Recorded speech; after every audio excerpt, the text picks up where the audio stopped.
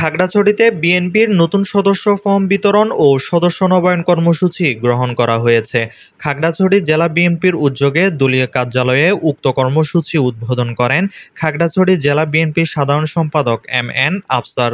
এতে আরও উপস্থিত ছিলেন জেলা বিএনপির সাংগঠনিক সম্পাদক আব্দুর রব রাজা, জেলা মহিলা দলের সভাপতি কোহিলী দেওয়ান, জেলা স্বেচ্ছাসেবক দলের সভাপতি সাগর নোমান ও জেলা ছাত্র দলের নবগঠিত কমিটির সাধারণ সম্পাদক সোহেল সহ বিভিন্ন উপজেলার অঙ্গ ও সহযোগী সংগঠনের নেতৃবৃন্দরা।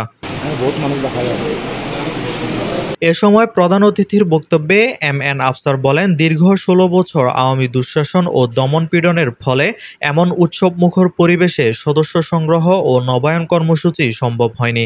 তিনি হুঁশিয়ারি উচ্চারণ করে বলেন, বিএনপির কোনো কমিটিতে স্বৈরাচারী আওয়ামী লীগের কোনো দোসরের স্থান নেই। ৫ আগস্টের পরে অনেক আওয়ামী লীগের লোকজন বিএনপির সাথে সারি বেঁধে আসার জন্য চেষ্টা করছেন। ওই ধরনের কোন লোক বিএনপির কোন কর্ম পূরণ করতে পারবেন না।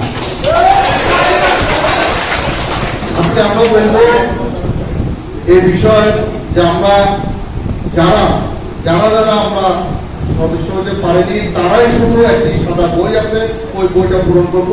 আর আমরা যারা আগে সদস্য হয়েছি তারা শুধু নবায়ন করব।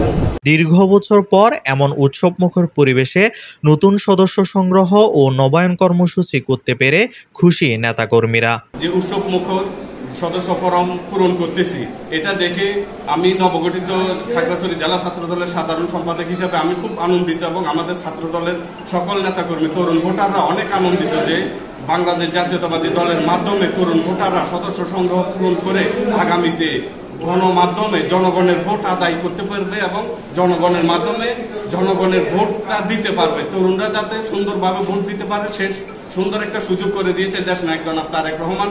যে গত 15.5 বছর যাবৎ বিএনপি সহ সাধারণ জনগণের উপর যে ধরনের গুন্ডামি, নোংরা রাজনীতি, গুম খুম সহ যে ধরনের কর্মকাণ্ড চালিয়েছে, এই ধরনের কর্মকাণ্ড থেকে বিএনপি বিরত থাকবে এবং ওই ধরনের গুন্ডা বাহিনীদেরকে বিএনপিতে স্থান দেওয়া হবে না, এটা আমাদের কেন্দ্রীয় নির্দেশনা। Desk report, Chittagong news.